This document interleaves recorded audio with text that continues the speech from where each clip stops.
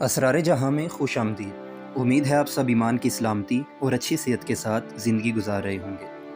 آج کی سچی کہانی ایک اطالوی پولیس آفیسر کی ہے جو دنیا کے سب سے بڑے صحرا سہارا ڈیزرٹ میں کئی دن تک پھنسا رہا اور جس نے ہر گزرتے لمحے موت کو قریب سے قریب تر محسوس کیا تھا۔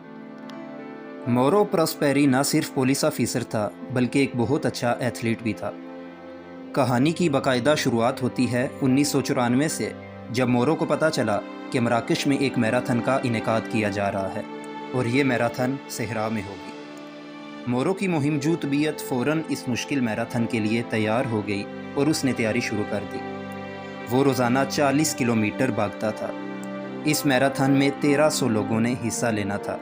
یہ ریس دنیا کے سب سے مشکل، بنجر اور گرم ترین صحرا میں ہونا تھی، اور اس سے بھی بڑی بات یہ کہ اس ریس کا دورانیہ 6 دن تھا۔ آخرکار میراتھن کے آغاز کا دن آ پہنچا اور 1300 لوگوں کے سفر کا آغاز ہوا۔ کئی لوگ شروع ہی میں اس مشکل ماحول سے گھبرا کر واپس چلے گئے۔ چوتھے دن تک صرف 80 لوگ ہی بچے تھے۔ چوتھے دن مورو سب سے آگے تھا اور اس کے آس پاس اور کوئی نہیں تھا کہ اچانک ریتلے طوفان نے سب کو آ لیا۔ صحرا میں آنے والا طوفان اس قدر شدید ہوتا ہے کہ اکثر دن میں بھی شام یا رات کا سا منظر نظر آتا ہے، اور اگر کوئی اپنی جگہ بیٹھا رہے تو اس کے ریت میں دفن ہو جانے کا خطرہ بھی موجود ہوتا ہے۔ آنکھوں میں چبھنے والی ریت سے بچنے کے لیے اس نے چہرے کے گرد کپڑا لپیٹا اور اندازے سے ہی چلنے کی کوشش کرتا رہا تاکہ وہ ریت میں دفن نہ ہو جائے۔ کئی گھنٹے بعد جب طوفان تھما تو اس پر انکشاف ہوا کہ وہ راستہ کھو بیٹھا ہے۔ کسی صحرا میں راستہ کھو بیٹھنے کا مطلب وہ اچھی طرح سے جانتا تھا۔ اس نے ایک سمت اس امید سے چلنا شروع کیا کہ شاید کوئی میراتھن میں حصہ لینے والا اسے مل جائے، لیکن بدقسمتی سے ایسا نہیں ہوا۔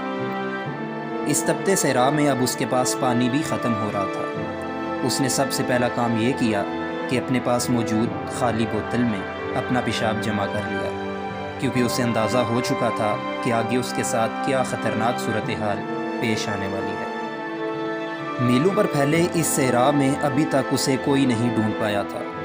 چلتے چلتے اس کی ہمت اب جواب دے رہی تھی۔ اسے کچھ پتہ نہیں تھا کہ وہ کہاں جا رہا ہے، اور پھر اچانک اسے ایک مزار نظر آیا، لیکن اس میں بھی اسے کوئی انسان نہ ملا۔ اسے سایہ تو مل گیا تھا، لیکن کچھ کھانے پینے کو نہ ملنے کی وجہ سے وہ شدید کمزوری محسوس کر رہا تھا۔ زندہ رہنے کے لیے اس کو اپنا جمع شدہ پیشاب تک بھی پینا پڑا۔ اس مزار کی چھت بہت قریب تھی۔ وہاں اسے کچھ چمگادڑیں لٹکی ہوئی نظر آئیں۔ آخری حل کے طور پر اس نے ایک چمگادڑ کو پکڑا اور اس کا خون پی گیا۔ اسے زندہ رہنے کے لیے چمگادڑوں کا کچا گوشت بھی کھانا پڑا۔ وقت مزید گزرا۔ اب وہ اپنی زندگی سے بالکل مایوس ہو چکا تھا۔ اسے اندازہ ہو چکا تھا کہ اس عظیم ریگستان میں اسے کوئی بھی کبھی بھی تلاش نہیں کر پائے گا۔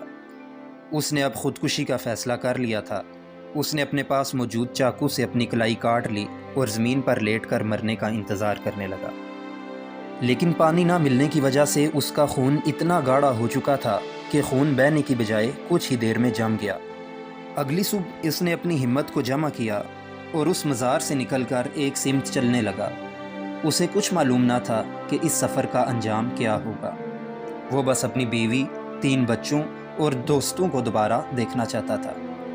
زندہ رہنے کے لیے اسے صحرا میں موجود سانپوں، چھپکلیوں اور چوہوں تک کا گوشت کھانا پڑا۔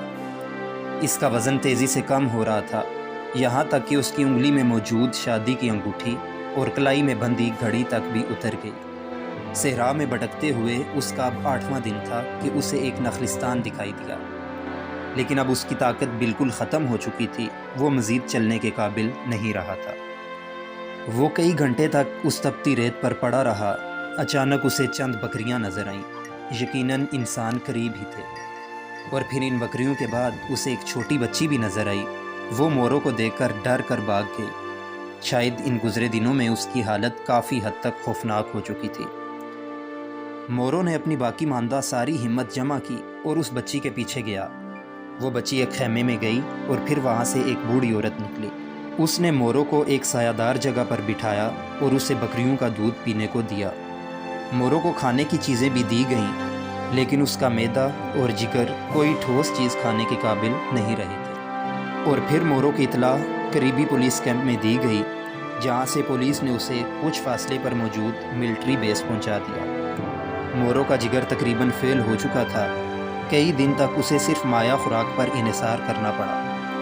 ان 9 دنوں میں اس کا وزن پورے 16 کلو کم ہو چکا تھا۔ اس کی حالت اتنی خراب تھی کہ پورے 10 دن کے بعد وہ اپنی بیوی سے فون پر رابطہ کرنے کے قابل ہو سکا۔ مورو کو پتہ چلا کہ ان 9 دنوں میں اس نے صحرا میں پورے 291 کلومیٹر کا فاصلہ طے کیا تھا۔ اس کا علاج پورے 2 سال تک چلتا رہا، لیکن عجیب بات یہ ہوئی کہ مکمل صحت یاب ہوتے ہی وہ دوبارہ اسی جگہ پر ایک اور میراتھن کے لیے پہنچ گیا۔